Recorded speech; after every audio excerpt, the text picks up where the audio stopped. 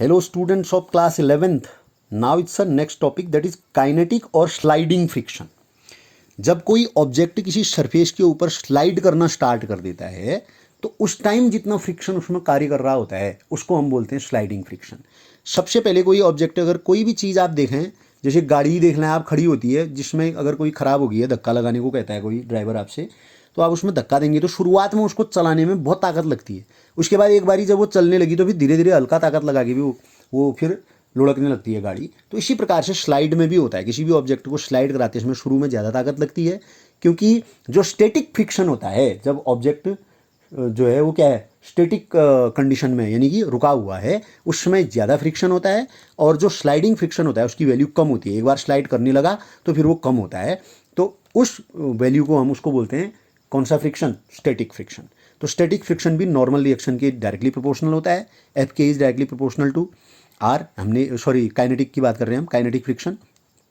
F K is equal to mu K into R, where mu K is क्या हुआ, ये हुआ coefficient of sliding friction. यहाँ से म्यू के निकालिए, एफ के ओवर आर आ गया. ये मैंने थोड़ा सा शॉर्ट में इसलिए लिखा है क्योंकि इसको हम डिटेल में पहले पढ़ चुके हैं. जिस प्रकार से स्टैटिक फ्रिक्शन हुआ उसी प्रकार से काइनेटिक. अंतर ये हुआ कि मूविंग ऑब्जेक्ट का जो फ्रिक्शन होगा उसको हम काइनेटिक बोलेंगे, स्लाइडिंग वाले का, स्लाइड कर रहा हुआ है अभी, रोलिंग दूसरा होता है. लुढ़कने वाली, जैसे कार का टायर है वो लुढ़कती है, रोल करता है वो, तो उसको रोलिंग फ्रिक्शन बोलते हैं. स्लाइड फिसलते हुए जाने वाले में इसको बोलते हैं. तो ये आपकी समझ में आया होगा. Next one is angle of friction. Angle of friction क्या हुआ, एक ये सरफेस है, देखिए मैंने बना रखा है, उसके ऊपर एक ये ऑब्जेक्ट है. इस ऑब्जेक्ट में इधर की ओर को फोर्स लग रहा है, तो ठीक इसके अपोजिट डायरेक्शन में क्या लगेगा, फ्रिक्शन, स्टैटिक फ्रिक्शन. इसका वेट mg नीचे की ओर को काम कर रहा है, तो इसका नॉर्मल रिएक्शन r उसी के बराबर, वेट के बराबर, ये ऊपर की ओर को वर्टिकली अपवर्ड काम करेगा. अब हम वेक्टर से अगर इनको कर लें, ये नॉर्मल रिएक्शन और ये स्टैटिक फ्रिक्शन, इन दोनों का रिजल्टेंट निकालें तो ये आएगा p.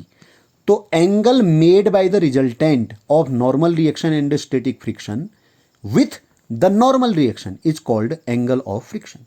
जो रिजल्टेंट होगा आर और एफ एस का, उसका आर के साथ बनाया गया कोण थीटा एस, ये कहलाता है क्या, एंगल ऑफ फ्रिक्शन.